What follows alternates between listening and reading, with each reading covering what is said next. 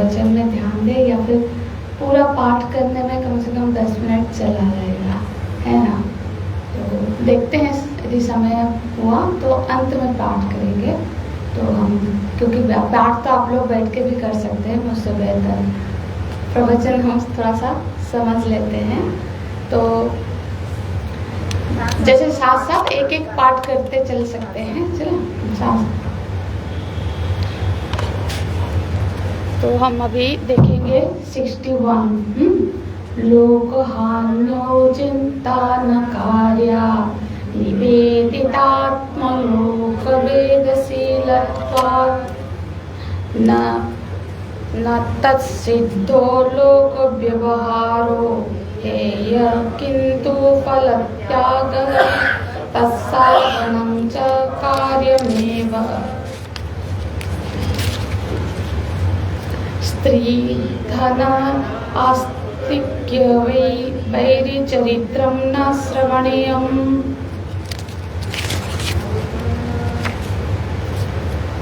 अभिमानदम्भादिकं त्यज्य तदर्पिताशिलाचारः सन् कामो क्रोधाभिमानादिकं तस्मिन् एव करणीयम्।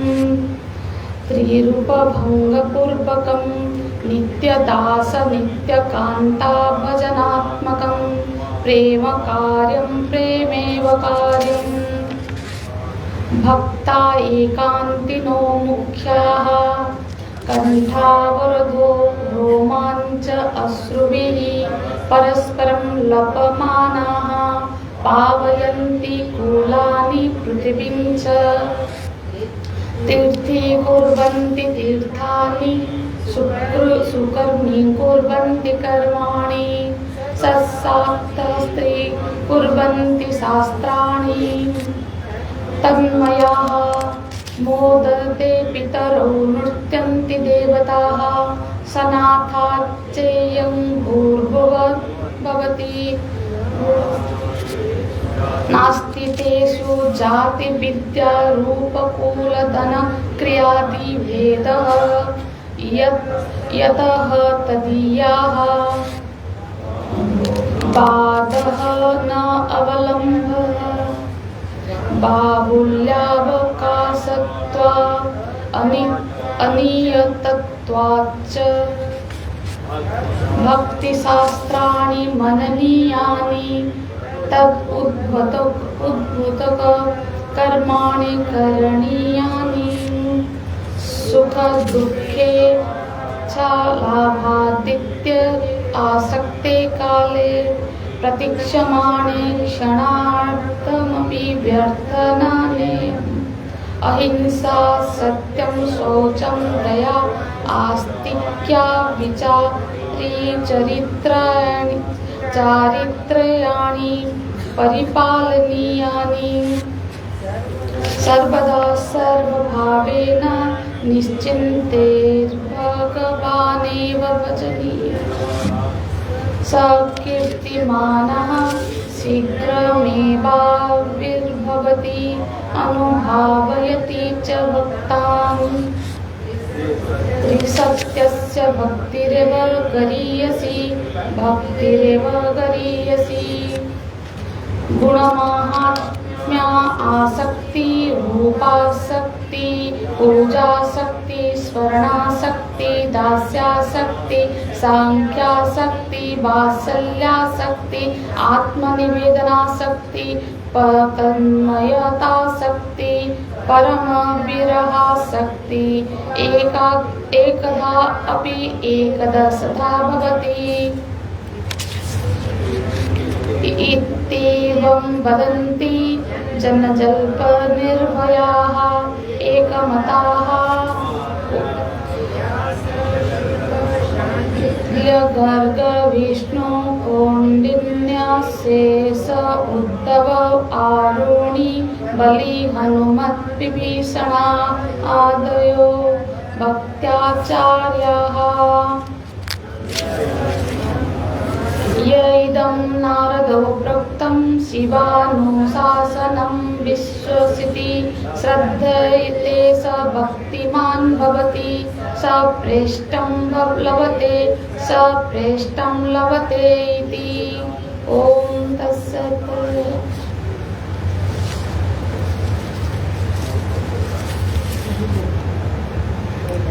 तो हमको देखना है सूत्र नंबर 61। तो अभी बोलते लोक हान्यो चिंता न कार्या निवेदिता आत्मलोक वेद शीलत्वा। अब जब वो भक्त परमात्मा को पूर्ण समर्पित हो गया, पूर्ण समर्पित हो गया माने उसका जो व्यक्तित्व है, यहाँ पे बता रहे उसका व्यक्तित्व भगवान के लिए मम व्यक्तित्व हो गया, मतलब उनका हो गया। ठीक है, मम हम किस चीज को बोलेंगे? जब हम कोई चीज को मम बोलते हैं, मेरा बोलेंगे, तभी सिर्फ कोई पास होने से मेरा नहीं होता है ना। जब हमारा ये अधिकार है कि उस व्यक्ति, उस वस्तु चीज को हम अपने मुताबिक कर सके, मतलब अपने जरूरत के हिसाब से हम उस पर जैसा चाहे वैसा कर सके, तब जाकर बोलेंगे ये मेरा है, मम है ना। तो फिर जब जैसे कोई घर है, हम लोग घर में रहते हैं, घर में कई कमरे हैं, तो उस घर के साथ कई मम जुड़ा हुआ है ना। माँ बाप, बेटा, भाई बहन, सबका मम है कि ये हमारा घर है। हाँ, पर जो हमारा पर्सनल कमरा होता है वो मेरा कमरा है। वहाँ हम कोई चीज इधर उधर करने के लिए या कैसे भी बैठने के लिए ज्यादा स्वाधीन है। तो इसीलिए इसी तरह से जब हम बोल रहे हैं कि ये हमने अपने शरीर को और अहंता को, व्यक्तित्व को भगवान को सौंप दिया, भगवान का मम हो गया अब ये, है ना। तो अब इसको कैसे चलाए, है ना, अब उनकी मर्जी। फिर चिंता कैसे?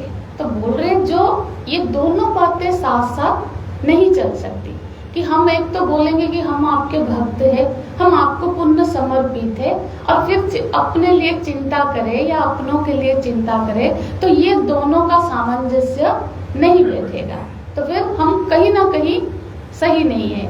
यदि अपनी चिंता हो रही है, मतलब अपने को पूर्ण समर्पण हमने किया नहीं। तो बोलते हैं निवेदिता आत्म समर्पण जब कर लिया, तो इसका मतलब है और मेरे को अपनी चिंता नहीं है।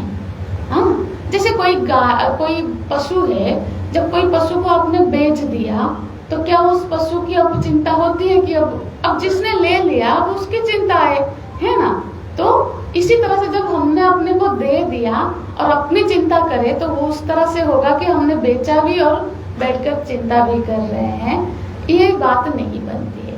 अब जब हम चिंता कर रहे हैं, ये क्या इंगित कर रहा है कि पता नहीं, मैंने तो भगवान को अपने को समर्पण कर लिया, पर पता नहीं मेरा मतलब मेरी जैसा चाहती हूँ ऐसा मेरे साथ होगा या नहीं, है ना।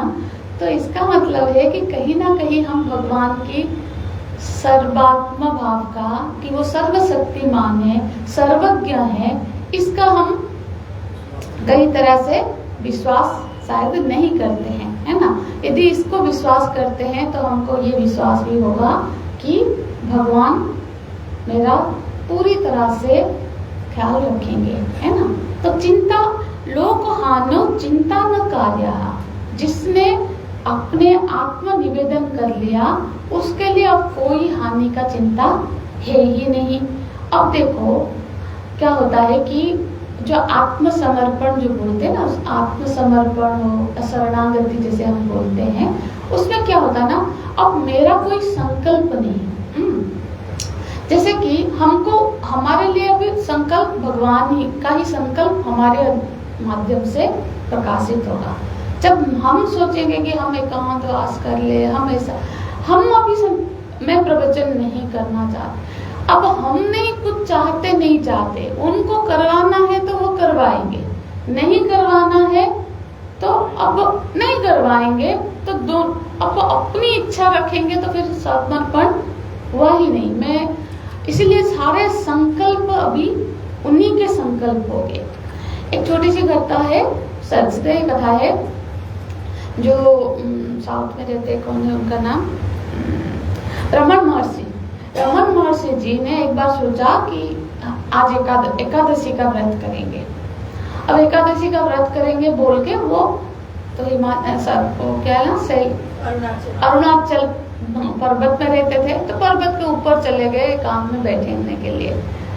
अब जब उन्होंने कह दिया, क्योंकि तब थोड़ी सी उम्र भी हो चुकी थी, तो उनके कुछ महिलाओं ने, भक्तों ने क्या किया, फल दूध वगैरह लेके ऊपर पहुंच गए और उनको खिला दिया। अब जो भी फल, मतलब एकादशी में खाने वाले चीजें की, आज तो स्वामी जी का एकादशी है, महात्मा जी का। अब ठीक है, वो उन्होंने वहां खा के कि चलो तुम भागो और बैठे। अब जब नीचे आए वापस, यहाँ सबके आज स्वामी जी का एकादशी है, तो वो एकादशी वाले जो पकवान है सब वो ही बने हैं, फिर खाए।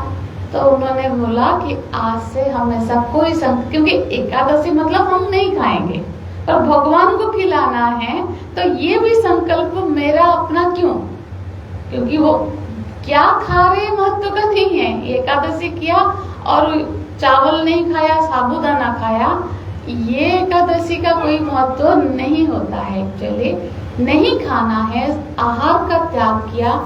एकादशी का व्रत, उपवास थोड़ा नियम है, रात को नहीं सोना है, ऐसे कई सारे नियम है। तो उस तरह का व्रत करेंगे तो उसका जो फल है वो प्रकट होगा।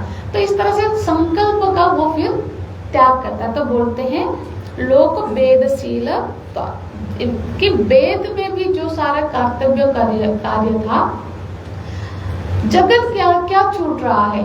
जगत कोई चीज है क्या? वेदांत पढ़ने जाओ तो पहले तो वो छिड़क देंगे कि ये बिल्कुल मिथ्या है। तो जो मिथ्या चीज है उसकी चिंता क्या, और उसके लिए फिर सोचना भी क्या। तो ये संकल्प, और वो ना संकल्प करता है ना ही वो अब चिंता करता है। तो तत्सिद्धो, अब आगे के श्लोक में थोड़ी सी सावधानी करते, सतर्क करते हैं नारद जी हमको। तत्सिद्धो लोक व्यवहारो हेयः किंतु फल त्यागः तत्साधनम च कार्यमेव। क्या बोल रहे हैं कि तत्सिद्धो, चाहे सिद्धि हो गई है या सिद्धि ना भी हुई हो, सिद्धि होने के बाद भी लोक व्यवहार हेयः, न ये ना आएगा यहाँ पे, लोक व्यवहार का त्याग नहीं होना चाहिए। ऐसा नहीं कि क्या बोलते हैं, अजगर करे ना चाकरी, पक्षी करे ना काज, ऐसा बोल के बस पड़ा है कि अभी तो हम समर्पित हो गए, अब हमको बेड में बैठे बैठे खाना आना चाहिए। भगवान ने कहा है योग क्षम वहामी अहम, हम अब होना चाहिए। इसका निषेध करते हैं कि ऐसे नहीं कि हम पूरी तरह से कर्म का त्याग करके बैठ जाएंगे, कि हम समर्पण का ये भाव नहीं है। समर्पण अंदर से शरीर की जो बेसिक जरूरत के लिए अंतिम समय तक मेहनत करनी चाहिए, है ना। जब हाथ पैर सब दिया है, ऐसे पक्षी भी खाली बैठ के नहीं खाता है, वो खूब मेहनत करता है। अजगर का भी अपना ट्रिक है शिकार करने का, तो ऐसे कोई भी बैठकर नहीं भोजन पाता है। तो बोल रहे हैं उसका कर्म का त्याग नहीं करना है, कर्म फल का त्याग करना है। ठीक है, तो देखो अब क्या होता है ना, लोग जो थोड़े सांकेतिक होगा उतना बता के ही चलेंगे, नहीं तो लास्ट में भले ही हम पाठ कर ले, कुछ जो जरूरत वाला है थोड़ा सा देख लेते हैं। ये जरूरी है क्योंकि लोक व्यवहार में क्या होता है, एक उसकी प्रकृति ये है लोक व्यवहार की, कि जब तक हम कोई कर्तव्य को ठीक रूप से संपादित नहीं करेंगे ना, उससे हमारी पीछा नहीं छूटेगी। वो जो देखो, हर परिस्थिति, हर कर्तव्य हमारे संस्कार के अनुरूप आई है। उस कर्म को ठीक रूप में करके हम अपने जो इस संस्कार है उसको मिटाएंगे। हम भले ही जगह बदल दे, स्थान बदल दे, पर वो परिस्थिति दूसरे रूप या दूसरे परिस्थिति के रूप में हमारा पीछा करती रहेगी। आप लोगों का भी जीवन का अनुभव होगा, किसी एक परिस्थिति से हम भाग गए, छोड़ो ये क्यों इन लोगों से पछड़ा करें, जहाँ गए वहां कोई और व्यक्ति सिमिलर प्रॉब्लम हमको कराया है। तो जब तक हम उससे ट्रिकल मतलब उसको समाधान नहीं कर लेंगे, वो परिस्थिति जीवन से जाती नहीं है। असल में प्रवृत्ति का जो क्या होता है समाहरण कहाँ होना चाहिए, निवृत्ति में होना चाहिए। तो हमारी जितनी भी प्रवृत्ति हमने शुरू किया है वो धर्मते विरति, जब हम अपने कर्तव्य का धर्म का सही से पालन करेंगे वहां से खुद ही हमारा मन विरक्त हो जाएगा। यदि विरक्त नहीं हो रहा है तो कहीं ना कहीं हमने अपने उस कर्तव्य को ठीक से किया नहीं, चाहे वो संतान हो, चाहे वो पति हो, चाहे पत्नी हो। जो यदि हमने उसके साथ जितना शास्त्र सम्मत व्यवहार किया होगा, उसका निवाह किया होगा, तो जब बड़ा होगा तो हम आसक्ति से छूट जाएंगे, क्योंकि ये शास्त्र का वचन है। कर्तव्य ठीक से करेंगे तो उसकी आसक्ति छूट जाएगी। और यदि लास्ट तक बच्चे से आसक्ति नहीं छूट रही है, मतलब हमारी जो उसके प्रति जितना जैसा कर्तव्य करना था हमने सही ढंग से किया नहीं है, इसी वजह से हम वो अभी 30 साल का भी हो गया उसकी चिंता लेनी पड़ रही है ना। तो ये एक है। तो गृहस्थी में प्रवेश, गृहस्थी में अंत तक जाने के लिए नहीं हुआ है, गृहस्थी में प्रवेश हुआ है कि हमारे जो अंदर जो सारी वासनाएं संस्कार थी तो उसको पूरा करके यदि आप धर्म सम्मत निर्वाह किए होंगे तो आपको 60 साल तक निवृत्ति मन से ही हो जाएगी, बाहर से जाओ न जाओ। हाँ, तो ये गृहस्थी का जो समापन है वो वानप्रस्थी या संन्यास में होना ही हमारा शास्त्र का विधान है। गृहस्थी बन के ही यदि हम शरीर त्याग रहे हैं तो हमारी कहीं ना कहीं जीवन चर्चा में कोई कमी रहेगी। इसीलिए यहाँ बोल रहे त्याग नहीं करना है और फल का त्याग करना है, मतलब यही है। हाँ, और तत्साधन कार्य, यही साधन है। तो कर्तव्य कर्म करते हुए भी जो सिद्धि होने के बाद छोड़ना नहीं है, फल में आसक्ति न रख के अपना जो विहित कर्तव्य है उसको करना है। आगे थोड़ी सावधानी और करते हैं कि कहाँ कहाँ हम समाज में फंस सकते हैं। तो बोलते हैं स्त्री, धन, नास्तिक्य, वैर, ये 4, इनके चरित्रम न श्रवणीय। देखो श्रवण पर ध्यान दिया है क्योंकि हमारे कान प्राकृतिक नैसर्गिक रूप से खुले हैं, आप उसको बंद नहीं कर सकते। जब हाथ से ऐसा ना करो तो उसका बंद का सिस्टम भगवान ने नहीं किया है। इसलिए हमको बड़े सावधान होना पड़ेगा कि हम क्या श्रवण कर रहे हैं, है ना। तो स्त्री मतलब स्त्री के लिए, पुरुष के लिए, यहाँ पे 4 चीजों के लिए, काम, लोभ और क्रोध और श्रद्धा, ये 4 चीजों के लिए 4 चीज देते जो हमारे ये देखो हमने पढ़ा था, कल के कक्षा में भी चर्चा हुई थी, तरंग की तरह काम क्रोध ये तो विकार है, वो तो शरीर में है तो ये रहेंगे, ऐसा कोई नहीं कह सकता कि ये पूरी तरह से मन से निकल जाएंगे, ये निकलेंगे नहीं। इनको चलो आगे आएगा इस श्लोक में देख लेंगे। यहाँ पे क्या है कि हम ऐसे श्रवण ऐसा चीज ना करें जो हमारे अंदर इस काम विकार को पैदा करे स्त्री से, और हम ऐसा धन से क्या है ना, सुरक्षा का भाव, हमारी सुरक्षा का भाव कहाँ पे है, धन एक बहुत बड़ा सुरक्षा इतना हो जाए तो फिर हम साधना करेंगे, क्योंकि हमको है कि अब साधना के लिए निकल जाए तो फिर रहना खाना पीना बेसिक चीजें तो है। तो ये जो कैलकुलेशन है ना, ये धन की तरफ अपनी बहुत ये यहाँ इन्वेस्ट कर लो, इससे इतना फल हो जाएगा, यहाँ 5% मिल रहा है वो 8%। अब ये क्या होता है ना, अब हमारे गीता प्रेस का एक व्यक्ति है, बड़ा सेवा, बड़े उच्च पोस्ट में रिटायर्ड हुए हैं, अब 90 इयर्स भी हो गए हैं, बिल्कुल स्वच्छ अपने आप, मतलब स्वस्थ है, अपना कार्य देख रहे हैं। हम गए थे गीता प्रेस के कुछ बुक्स लाना था, तो ऐसे बड़े धर्मात्मा आदमी है, जीवन में बहुत उन्होंने समाज सेवा किया हुआ है, पर फाइनेंस से बैंक के बहुत बड़े ऑफिसर थे, रिटायर्ड हुए हैं। मैंने देखा फाइनेंस के सारे 4 पेपर उनके पास है। किसका क्या करते हो ना, मैं तो हर रोज सुबह पढ़ता हूँ, कुछ इन्वेस्टमेंट वगैरह के। 90 साल हो गए हैं, ये उनकी आदत है, ऐसा नहीं कि वो पर उसकी कोई जरूरत है क्या। तो क्या करता है वो माइंड में, फिर जब आप उसको शेयर मार्केट ये सब को करेंगे वो आपके चलेगा, आप देखोगे ही कि आज क्या हुआ, आज क्या हुआ, कितना। इसीलिए उसके बारे में ज्यादा चर्चा उसके करेंगे, साधक के लिए बात हो रही है, तो वो फिर नहीं होना चाहिए, नहीं तो वो आपका मन को बहुत उधर लेगा ही लेगा। हाँ, तो फिर लोभ की वृत्ति बढ़ाएगा, क्योंकि वो है ना एक जुआ जैसे। वो धन एक क्या होता है ना, धन लोभ के इंगित करता है ना। आप जितना उसको मन दोगे, रख लिया पैसा नहीं। धन का निंदा कभी हमारे शास्त्र ने नहीं किया है। धन कमाना है, धन से ही तो धर्म होगा। हमने भी ये दान पेटियां रख रखी है, तो धन की हम निंदा नहीं कर रहे हैं। ये वृत्ति की निंदा कर रहे हैं कि साधक वृत्ति में बहुत ज्यादा हम कहाँ से बढ़ेगा धन। धन को बढ़ाना, उस तरह की चीजों में, एक्टिविटी में रहेंगे तो फिर वो जरूर साधना में विघ्न करेगा। जिस तरह की साधक की बात यहाँ हो रही है, जैसे हम लोगों की। अब बोल रहे हैं नास्तिक की। देखो, नास्तिक कौन होता है? जो वेद को नहीं मानता है, ऐसे उसका जो डेफिनेशन है, जो वेद को नहीं मानते उसको, वो सारे दर्शनों को भी नास्तिक दर्शन कहा जाता है।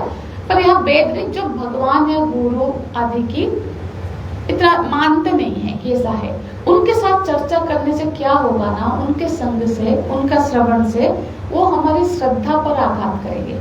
श्रद्धावान लभते ज्ञानम। श्रद्धा सबसे बड़ी पूंजी है हमारे पास। हम जिस मार्ग में निकल पड़े हैं ना, इसके पाथे होता है ना, जहाँ पे भी किसी मार्ग में निकलो तो थोड़ा बहुत तो धन या कुछ लेके चलना पड़ता है। इस मार्ग में जो धन है, श्रद्धा, विश्वास, शास्त्र का ज्ञान, हाँ, ये सब जो हमारे धन है, इसी के आधार पर हमारी ये मार्ग में चलना हो रहा है। तो ये जो श्रद्धा है, यदि वो टूट गई ना, सबसे बड़ी हानि हो जाएगी। इसीलिए ऐसा संग नहीं करना जो हमारे श्रद्धा पर आघात कर ले। इसलिए नास्तिकों के साथ नहीं करना है। अब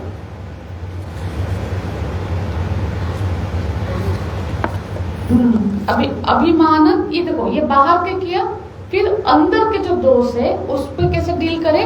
अभिमान दंभादिकम त्यजम। अभिमान का देखो, अभिमान क्या होता है? कोई जरूरी नहीं कि हमको सिर्फ अच्छे चीजों का अभिमान हो।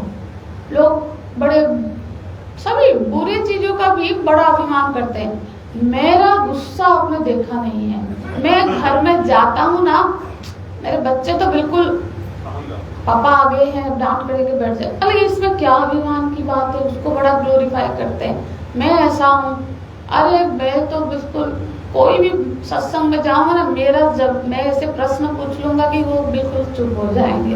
ये सब कोई अभिमान, इस तरह का अभिमान भी है, होता है। अरे हम ये सब नहीं मानते, पूजा पाठ, ये कोई बड़ा क्रेडिट का बात थोड़ी ना है, नहीं मानते हैं। इस तरह का मतलब अभिमान आप नहीं बोल सकते कि कोई अच्छी चीज है तभी अभिमान है।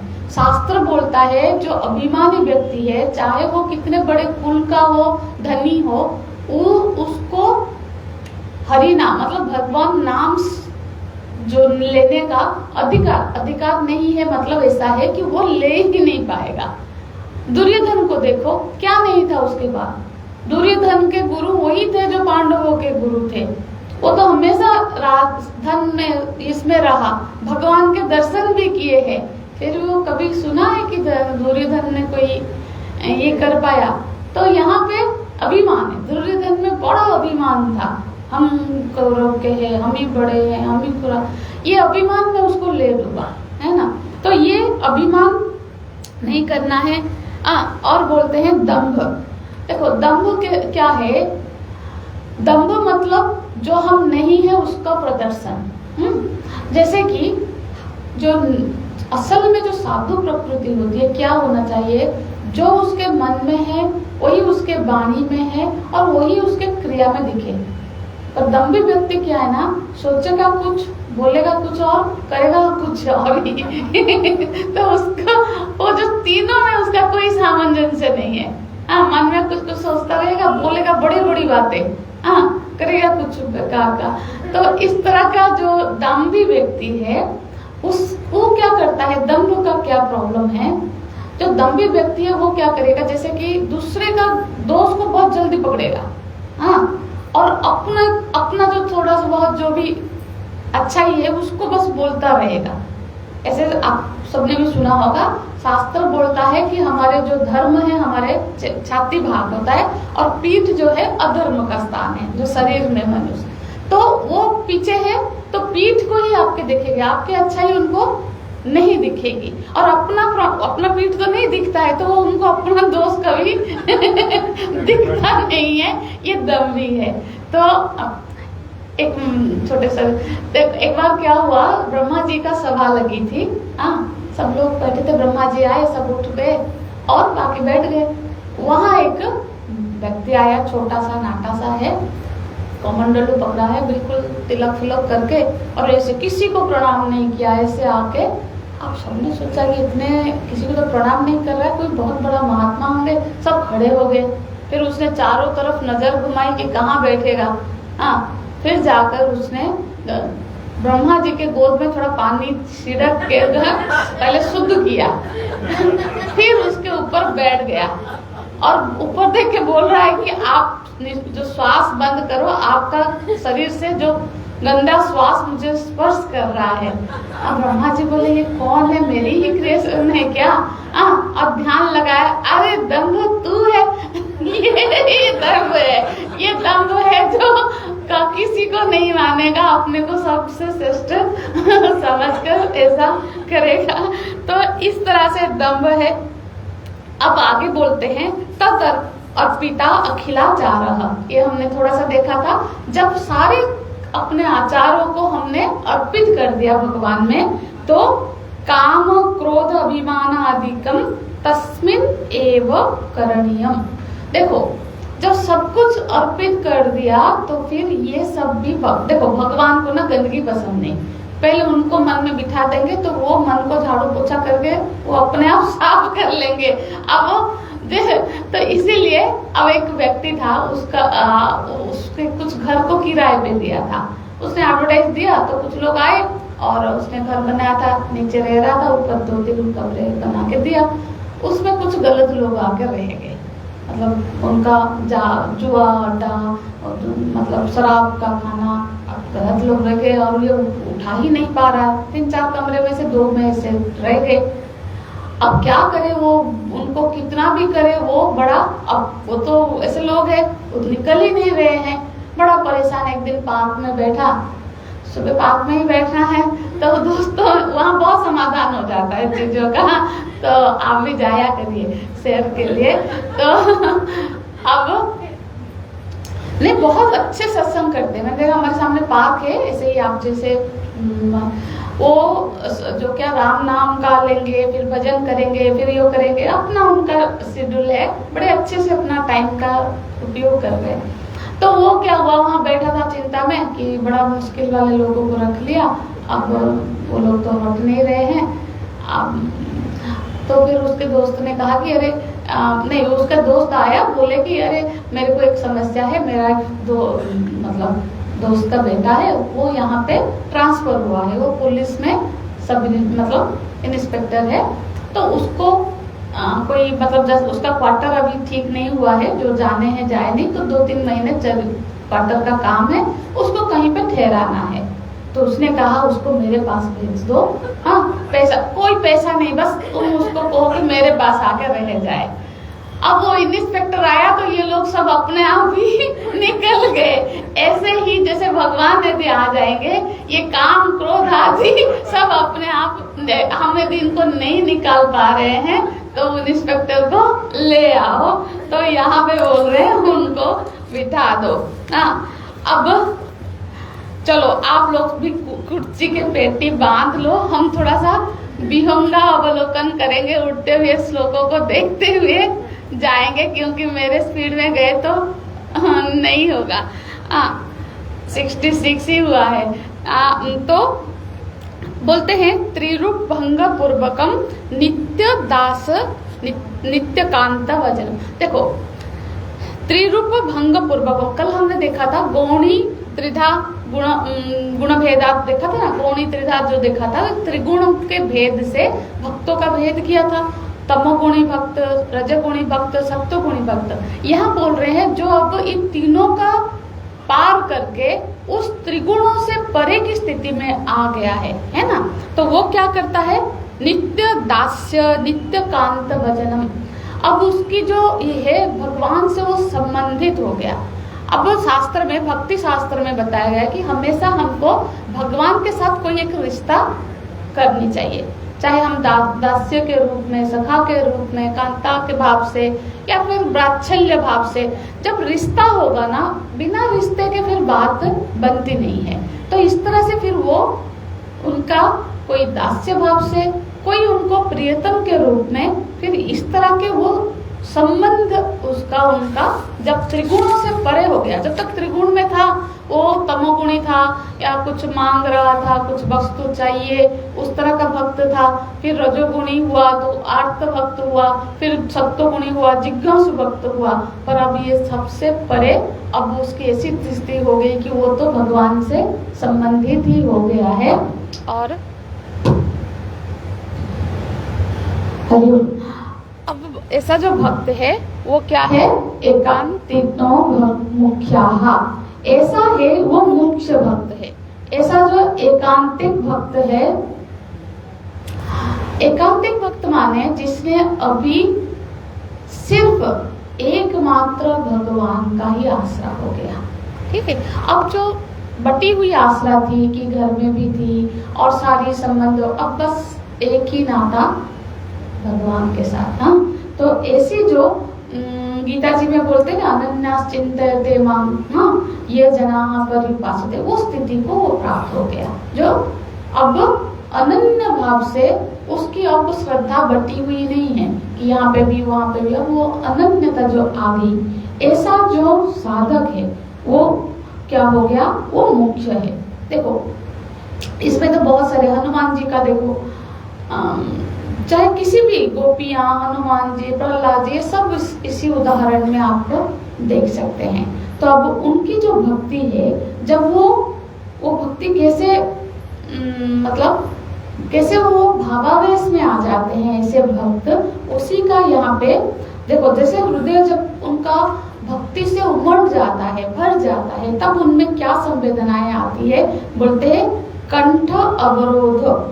उनका कंठ अवरोध हो जाता है जब भगवान की लीला का वो चिंतन करते हैं, बोलते हैं, फिर वो रोमांचित हो जाते हैं, अश्रु आने लग जाते हैं। परस्परम लभमान, मतलब आपस में जब भी वो उन्हीं लोगों से मिलते हैं जिनसे मिलकर वो भगवान के गुण का बात, उनको चिंतन करे, उस पर चर्चा करे, तो पावयन्ति कुलानि पृथ्वी। ऐसे भक्तों से जो पृथ्वी है ना वो पावन हो जाती है। हाँ, और अपने कुल को भी वो पावन कर देते हैं जिनमें ऐसी भक्ति जागृत हो गई।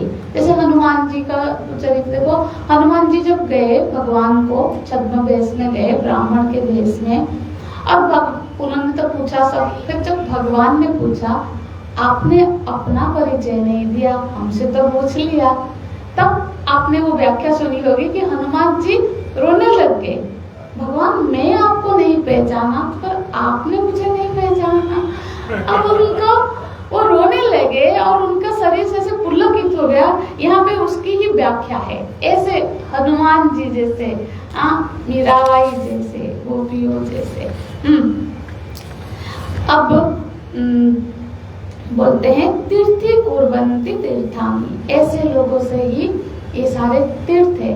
तीर्थ मतलब तारयति तीर्थ, तीर्थ का एक तो जहाँ पावन गंगा जी, यमुना जी जैसे तीर्थ की नदियां हैं, वो तीर्थ कहलाते हैं। जहाँ भगवान ने लीला धारण किया है, भगवान ने अवतार लिया है, वो तीर्थ है। और दूसरा है वो धाम भी कर लेते हैं, तीर्थ बोलते हैं जहाँ ऐसे संत रहते हैं। तो संतों से ही तीर्थ की महिमा है, बिना संतों से तीर्थ, क्योंकि तीर्थ में संत दर्शन हो, तीर्थ की भूमि को तीर्थ बना। जब गंगा जी से पूछा गया कि आप में तो सभी लोग आके अपने पाप को छोड़ जाते हैं, तो इस तरह से तो आप पाप में बिल्कुल मैली हो जाओगे। नहीं, चाहे कितना भी कोई आके, जब मेरे में संत लोग निमंजन करते हैं, जब वो स्नान करते हैं, तो फिर मैं तो पवित्र हो जाती हूँ। मतलब जो गंगा को भी पवित्र करने वाले हैं, ऐसे ये संत है। तो ऐसे संत क्या करते हैं, तीर्थों को सुकृत, उन्हीं के सुकृत से ही ये तीर्थ बने हैं। और वो क्या फिर करते हैं, शास्त्रों का प्रमाण है ये। जैसे हम भी देखो, अब कितने जगह पे हनुमान जी का उदाहरण लिया, को गोपियों का उदाहरण लिया, मीरा, तो वो शास्त्र के प्रमाण रूप हो जाते हैं, वो ही उदाहरण हो जाते हैं दूसरे के लिए। तो वो तो अपना जीवन को ऐसा बना लिया कि शास्त्र के लिए प्रमाण हो गए। देखो अयोध्या में जब सब कुछ, अयोध्या तो बहुत पुरानी है, तो फिर कैसे यहाँ भगवान जन्म हुए थे, ये सब कैसे हुआ? जो विक्रमादित्य राजा थे उनको स्वप्न हुआ और उनकी साधना से, उन्होंने खूब साधना की, फिर जाकर उन्होंने वो सब जगह को प्रकट किया। इसी तरह से वृंदावन में भी जो सारे अभी जो 84 कोस परिक्रमा होती है, उसमें सारी जगहें दिखाई जाती है। वो चैतन्य महाप्रभु, रूप गोस्वामी, जीव गोस्वामी, इन लोगों ने फिर उस सबको साधना से प्रकट किया। जैसे अभी कुरुक्षेत्र हमारे आश्रम से पास है, कुरुक्षेत्र में जो गीता, जहाँ पे गीता बोली गई थी वो जगह, हाँ वहाँ तो अभी बना है। कैसे पता चला? अब इतने युग बीत गए हैं, कैसे होगा? तो भगवान शंकराचार्य जी आए थे, उन्होंने वो जगह पे बैठकर बिल्कुल फाइंड आउट के ध्यान में उन्होंने उस जगह को कहा, ये वो जगह है, ये वो कुरुक्षेत्र भी तो एक जगह है ना, वहां से उस जगह को उन्होंने बताया। तो ऐसे संतों के द्वारा फिर से वो जो चीजें है प्रकट हुई। इसलिए जो तीर्थ है ना, ये संतों का ही महिमा है। तो फिर बोलते हैं तन्मयाहा, वो सब उनका अंतःकरण तो उनके प्रेम से अभिभूत हो गया है, भगवतमय हो गया है ना। भरपूर हो जाना, हाँ मय मतलब अब ऐसे जो है, मोदन्ते पितरः नृत्यन्ति देवताः, ऐसे जो कुल, जिस कुल में ऐसे सुसंतान जन्म लेते हैं, वो पितर मोदते, आनंदित हो जाते हैं, है ना। और वो वहां पे बैठ के उनकी क्रेडिट बढ़ जाती है पितरों में, कि किसी कुल में यदि ऐसा संत पैदा हो गया, ऐसा बोला जाता है, वो तो 21 पीढ़ी को तार देते हैं आगे के। प्रहलाद जी जब बोलते हैं ना कि भगवान ना कुछ मांगो ना, यदि आप कह रहे हैं तो मेरे पिताजी भले ही उन्होंने आपका बहुत विरोध किया है, हाँ फिर भी आप उनको तार दो। भगवान वहाँ बोलते हैं, वो तो अगर जिस कुल में तुम्हारे जैसा भक्त पैदा हुआ है, उसके पिता का तो तरना पहले ही था, तो वो तो तुम पहले ही तर गया है, तुम पीछे का क्या बोल रहे हो, तुम्हारे आगे की भी पीढ़ियां तर जाएंगी। तो ये है यदि संत, पर माता पिता को लगता है संत तो बहुत अच्छा है, बस मेरा बेटा ना बने बाकी जिसका बेटा बनना है, बेटी बनना है, बन जाए, बस मेरा बेटा ना बने इतनी महिमा है। बेटा संत बन, हालांकि संत बनाने के लिए कभी नहीं बोल कि ये एक अपनी डिसीजन होती है। हाँ हम देखते हैं जैसे बौद्ध बिहारों में जाओ तो इतने इतने बच्चों को लाके छोड़ दिए हैं। अब उस बच्चे को पता नहीं है, ये कोई थोपी हुई चीज नहीं है। फिर क्या होता है ना, उसके अंदर वो संस्कार होंगे, वो भले ही आश्रम में रहे, फिर वो आश्रम में भी गृह से सारा संसार ही बनाएगा। तो ये निवृत्ति पर, ये अपना, ये कोई कर किसी को संत बनाए ऐसा कोई नहीं, प्लानिंग वाला चीज है नहीं एक्चुअली, ये मेरा बेटा बने, बेटी बने, पर बनना चाहे तो रोकना नहीं। यहाँ अभिप्राय यही है कि रोकना नहीं। तो अब नृत्य देवता, देवता क्यों खुश होते हैं? देखो आप सबको पता ही है, हमारे सारे इंद्रियां, सारा मन बुद्धि के अधिष्ठान देवताएं हैं, उनके अनुग्रह से ये सब अपने अपने कार्य में लगते हैं। तो देवता खुश होते हैं कि कम से कम कोई तो हमारे अनुग्रह का सही उपयोग किया, भोग में उपयोग ना करके। सूर्य देव खुश होते हैं जब नेत्र भगवान के मतलब दर्शन करते हैं कि चलो मैं उनके अनुग्रह से नेत्र में प्रकाश है और उसका उसने सदुपयोग किया। इंद्र प्रसन्न हो जाते हैं जब उस हाथ से वो सत्कर्म करता है, यज्ञ आदि करता है, भगवान का उपासना करता है, किसी की मदद करता है, दया करता है। तो इसी तरह से देवताएं नृत्यंती, तो देवताएं बहुत प्रसन्न होते हैं। और फिर सनाथा चयंभू भुवति, अब जो धरती है ना वो अपने को सनाथ मानने लगती है, वो उसके लिए बाकी तो पापी तो उसके लिए भार समान होते हैं। यही है जो उसको आह्लादित कर देते हैं कि पृथ्वी प्रसन्न हो जाती है कि कोई, क्योंकि वो तो विष्णु पत्नी है, और जब कोई भगवान का गुणगान करता हुआ झूमता है, ऐसे जो साधक पृथ्वी उससे प्रसन्न हो जाती है। फिर नास्ति तेषु जाति विद्या रूप कुल धन क्रियादि भेद। ऐसे संतों में फिर ये दोनों साथ साथ देख सकते हैं, यतः तदीयाः, ऐसा ही है। अब उनमें कोई भेद नहीं है ना, जो भगवान का ही बन गया उसमें फिर क्या होता है, हाँ, भेदभाव नहीं होता है कि वो किस जाति का है, किस, इसलिए सन्यासी की कोई जाति नहीं होती है। जो बोलते हैं ना ये ब्राह्मण है या नहीं, ये अच्छी सोच नहीं है। सन्यास जिसने ले लिया, सब छोड़ दिया, क्या जाति रह गई? हाँ, तो ऐसा सन्यासी का कोई पूछना भी नहीं चाहिए, ऐसा बोलते हैं। उसका पास्ट लाइफ जो सब, इसीलिए जो सन्यासी है वो भगवान का व्यक्ति है। भगवान का व्यक्ति का फिर क्या जात है कि क्या कुल का है।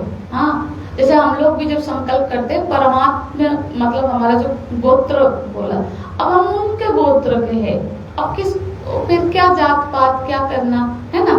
तो बोलते हैं वो भगवान की भक्ति में जो लीन हो गया, वो इन सारे गुण दोष जाति व वर्ण से ऊपर उठ जाता है। ठीक है। अब बादो ना अवलंब, वो बाद का अवलंबन नहीं लेता। देखो बाद जो बोलते हैं ना, बाद वितंडा, बाद को वितंडा में जाने में टाइम नहीं लगता है ना। तर्क होते होते वो बाद में चला जाएगा, बाद के बाद वितंडा मतलब हाथापाई तक चला जाएगा कि अब चले थे हम अपना मत को बताने, इसमें वो नहीं पड़ता है। माने देखो द्वैत है, अद्वैत है, हम अद्वैत सिद्धांत को मानते हैं, द्वैत तुम्हारे साथ तर्क करेगा। तर्क जब होता है वो एक ग्रुप बैठते हैं विद्वान, उस पर चर्चा करते हैं ताकि उस पर मंथन हो सके।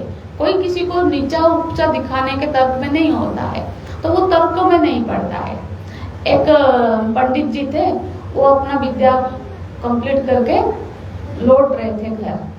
नए पंडित थे, अब पहले तो कई शहर में पढ़ रहे थे, अपने गांव को जा रहे हैं, रास्ते में जंगल वगैरह आया, छोटा सा गांव आया, तो टाइम हो गया था, वो उस मंदिर में थोड़ी देर रुक गए, आज यहाँ रुक जाएंगे।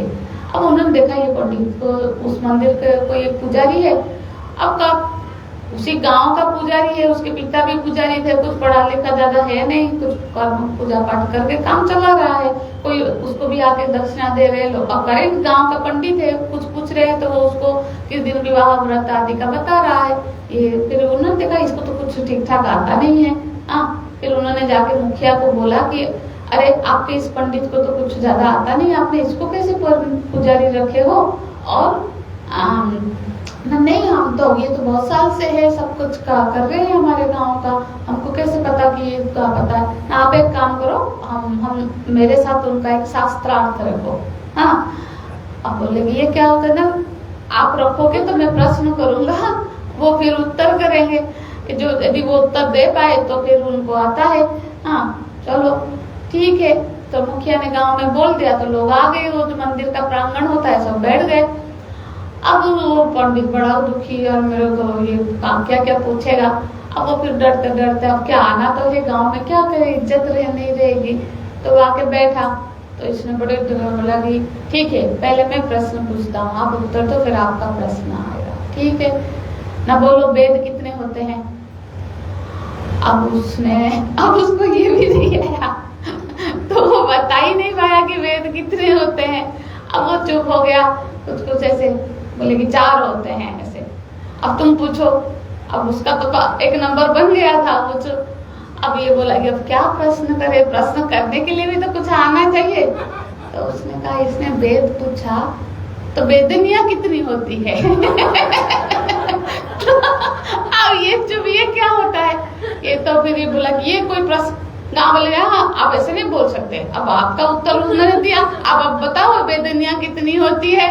अब ये क्या बोल रहे, ये चुपचाप। ऐसे ही तर्क होता है। अरे तर्क का कोई सीमा नहीं है।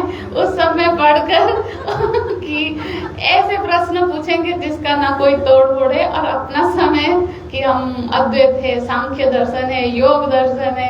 अब कहाँ ये सब चक्कर में वो नहीं पड़ता है। तो बोलते हैं भक्ति शास्त्राणी मननीयामि, जो भक्ति के शास्त्र है उसका मनन होना चाहिए, उसका पठन हो और उसका अनुकरण हो, करण यानी। तो उसका जो हमने अभी पढ़ा है यही उम्मीद मैं करूंगी कि इसका अनुकरण हो। आप लोग भी बैठे तो इस ग्रंथ को ले, उसको फिर एक बार थोड़ा कभी कभी बैठ के याद करेंगे। इसमें से बहुत सारे चीजें हैं जो हमको अपने जीवन में उतारना है, क्योंकि हम अब कब तक ये संसार चक्र में ही पड़े रहेंगे।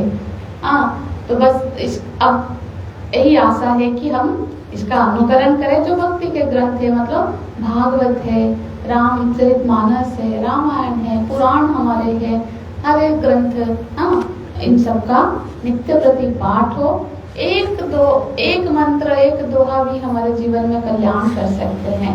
तो भागवत में स्वयं लिखा है, एक मंत्र क्या, आधा मंत्र, आधा से आधा मंत्र भी यदि कोई पाठ करता है तो भागवत की कृपा प्राप्त हो जाती है। श्रीमद् भागवत महापुराण ऐसा दुर्लभ ग्रंथ है, भक्ति का भी ग्रंथ है और ज्ञान का भी ग्रंथ है। तो इसलिए बोल रहे सुख दुखेच्छा, लाभादि, जो जैसे बोलते प्रति क्षण माने क्षणार्ध मटे व्यर्थ न, मुझे दिखता नहीं है इसका, क्षणार्धम अपि व्यर्थ न नेयम, प्रति क्षण।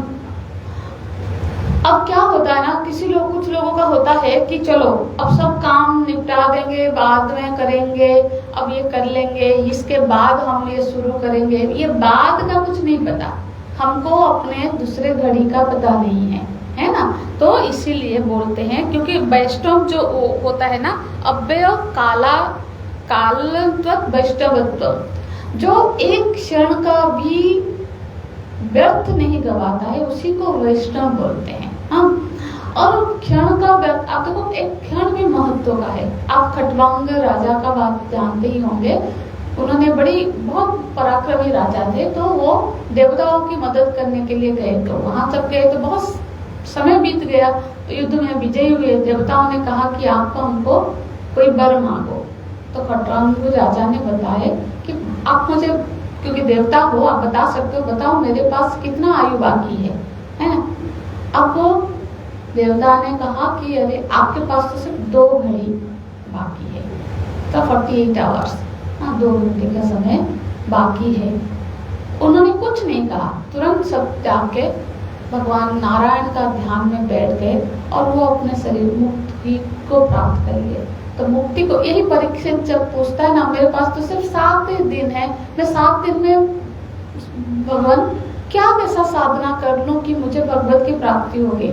तो सुखदेव जी बोलते हैं 7 दिन बहुत होते हैं, 7 दिन कोई कम नहीं है। वहां पे इन्होंने उनकी उदाहरण दी, खटवांग ना, उनका नाम क्या है, खटवांग राजा थे जो सिर्फ 2 घड़ी के समय में भी मुक्ति पा सकते। तो सोचो हर क्षण कितना महत्व का है। और हम सबका बात है कि हमको पता नहीं कि हमारे पास कितना क्षण है, तो इसीलिए हर क्षण का कोई क्षण व्यर्थ ना उपयोग हो, इसका हम सबको ध्यान रखना चाहिए। अब कोई सोचे कि समुद्र में तरंग आना बंद हो जाए तो मैं समुद्र में नहाऊं, तो क्या वो जीवन में कभी समुद्र में जा पाएगा? समुद्र तो तरंगों का ही नाम है। तो इसी तरह से ये जो संसार है ना, यहाँ तो फिर सुख दुख सब चीज आती जाती रहेगी। तो वो वही बोल रहे हैं, सुख दुख लाभ हानि, तो ये सब संसार का नियम ही है। तो ये कभी बंद नहीं होगा कि ये हो जाए फिर करेंगे, तो फिर वो कभी नहीं कर पाएगा। और अहिंसा, सत्यम, शौचम, दया, ये सब जो गुण है, अस्तित्व रूपम, ये सारे गुणों को हमको अपने अंदर बढ़ाना है। जो भक्ति है, जो भक्त है, उसको फिर ये सारे गुणों, इसका व्याख्या की आवश्यकता नहीं, ये तो हम सब जानते ही हैं। अहिंसा, शौच,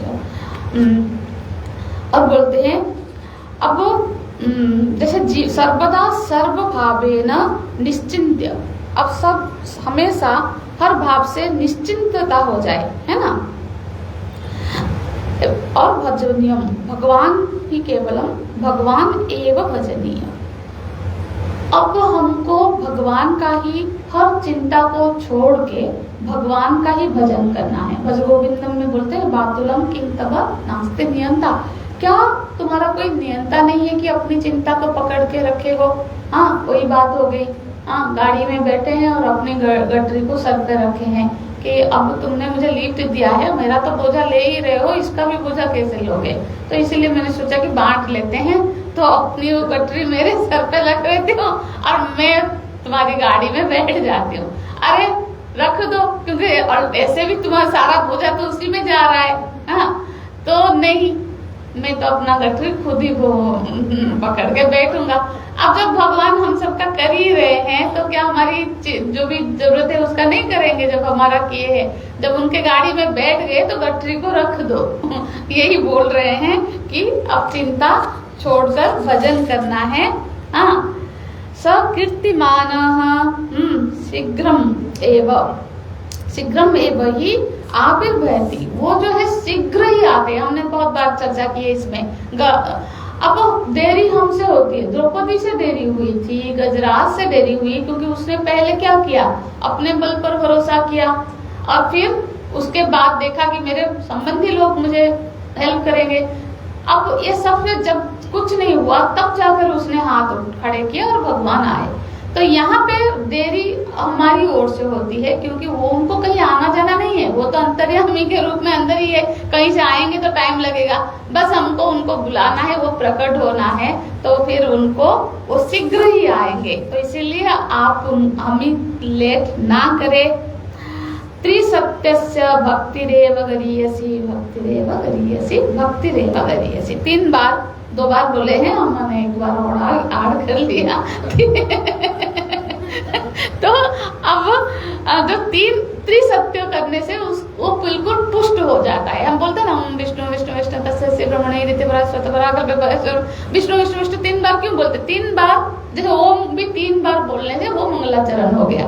तो इसी तरह से 3 बार बोले मतलब उसको पूर्ण रूप से भक्ति एवं गरीयसी, भक्ति ही सर्वश्रेष्ठ साधना है। भक्ति हम सबको करनी चाहिए। देखो, अब उड़िया बाबा जी से किसी ने पूछा कि भक्ति बड़ी है या ज्ञान बड़ा है? उन्होंने कहा भक्ति।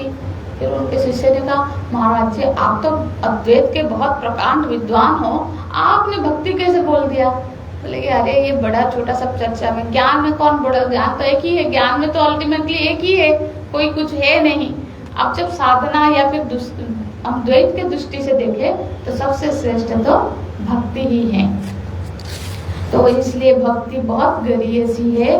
हाँ, यहाँ फिर वो जो महात्मा, हमने इसको थोड़ा सा पढ़ लिया था, गुण महात्मा आसक्ति। कुछ लोग हैं जो कैसे, मतलब देखो क्या होगा ना, कुछ 11 संबंध जो है अपेक्षा है तो 11 रूप से अभिव्यक्त होते हैं। कोई गुणों का महात्म्य बोलने में उसके भक्ति का ही कई रूप है, 11 तरह का रूप का यहाँ वर्णन करते हैं। जैसे सुखदेव जी है, व्यास जी है, नारद जी है, ये क्या है ना, भगवान के गुणों का व्याख्या करते हैं। गुण महात्म्य आसक्ति, उनकी आसक्ति उसमें थी। रूपासक्ति, कुछ थे जैसे मिथिलावासी थे, जैसे ब्रजवासी थे, वो भगवान के रूप में आसक्त थे, उसको उनका निहारते रहते थे। हाँ, कोई बोलता है पूजा शक्ति, बड़े बड़े पूजा अनुष्ठान, अम्बरीश जी की हमने बात की थी। फिर बोलते हैं जैसे भरत जी भी नित्य प्रति भगवान के पादुका के पूजा करते थे, तो पूजा आसक्ति में भरत जी भी होंगे। फिर स्मरणासक्ति, जो स्मरण करते हुए भगवान को नित्य प्रति क्या करते हैं, उनका मुख्य आराधना का उपाय यही है, यही रूप को उन्होंने ग्रहण किया।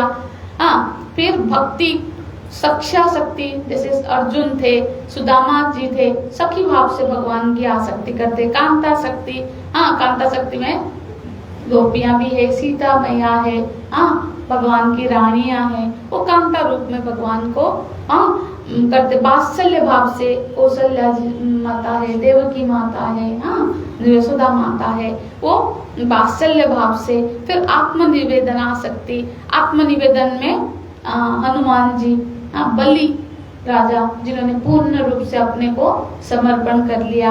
इस तरह से 11 तरह के आत्मनिवेदन के कई रूप हैं। मतलब भगवान की उपासना का एक ही रूप नहीं है, हम किसी भी तरह से किसी भी भाव से उनकी कर सकते हैं, उनकी प्राप्ति कर सकते हैं। फिर यहाँ पे ऐसे भक्ति के जो आचार्य हुए हैं उनका नाम लेते हैं, जिनका इस सब में एक मत है, इसमें कोई दो मत, ये सब एक मत है इस ग्रंथ के मत से। कुमार मतलब सनक कुमार जी, व्यास भगवान, सुखदेव जी, सांडिल्य ऋषि, गर्ग ऋषि, विष्णु, कौंडिल्य, शेष मतलब अर्जुन जी, शेष नाम। फिर उद्धव जी, अरुणी, ये एक ऋषि रहे हैं, शायद इनका निर्वाण अरुणी कौन थे? यहाँ पे लिखा है नचिकेता के पिता वो थे। अच्छा, तो तो फिर हनुमान और विभीषण आदि भक्तों, ये सब आचार्यों का यहाँ पे वर्णन है। अब यह इदम नारद प्रोक्तम शिवानुशासनम विश्वसिति श्रद्धते स भक्तिमान भवति स पृष्ठम लभते इति। ये जो नारद जी के द्वारा गाई गई, ये जो लिखी गई ग्रंथ है, ये शिवानुशासनम, इसे असल में ये भगवान महादेव जी के द्वारा नारद जी को प्राप्त हुई। उसके बाद उन्होंने उसको लिपिबद्ध किया और विश्वासिते, विश्वास के साथ, श्रद्धते, श्रद्धा के साथ, सभक्तिमान भवति, जो इस पे विश्वास और श्रद्धा रखेगा वो भक्तिमान होगा। सपृष्ठम लभते, वो अपने जो जिसमें उसकी प्रिय वस्तु है उसकी प्राप्ति होगी। पृष्ठम लभते, वो अपने अविष्ट वस्तु की प्राप्ति कर लेगा। इस तरह से भगवान की कृपा से, श्री अखिलेश्वर महादेव जी की करुणा से, और भगवान के अवतारी है नारद जी, उनके अनुग्रह से हमने इस ग्रंथ को थोड़ा बहुत देखा। हम पहले नारद जी के चरणों में सतत नमन करते हैं। और यहाँ एक्चुअली ये ग्रंथ भी आप सबके निमित्त से मैंने भी पहली बार ही पढ़ाई की, क्योंकि ये ग्रंथ मैंने कभी पढ़ा नहीं था। तो प्रयागराज के निमित्त से यहाँ के ब्रह्मचारी जी, दीदी ब्रह्मचारी, सरस्वती, चैतन्य जी, यहाँ के कमिटी मेंबर्स, ट्रस्ट मेंबर्स, खास करके हमारे सुनील जी ने ये बोला कि आपका मुझे ये मौका दिया, मुझे यहाँ पे आप लोगों को इस वाङ्मयी सेवा का आप लोगों ने मुझे अवसर दिया और इतने प्रेम पूर्वक आपने श्रवण किया, इसके लिए हम आपके साथ बहुत आभारी है। आप सब का यदि व्याख्या में और पाठ में तो गलती होती है, व्याख्या में भी कुछ गलती हुई होगी। आप सब शुद्धि साधक के पंडित जन हैं, तो हम ये सेवा भगवान को अर्पण करते हैं, गुरुदेव को अर्पण करते हैं। तो इस तरह से इसका भी हम समापन करते हैं और आगे आज नारायण भक्ति शिक्षक का यहाँ पे समापन हुआ।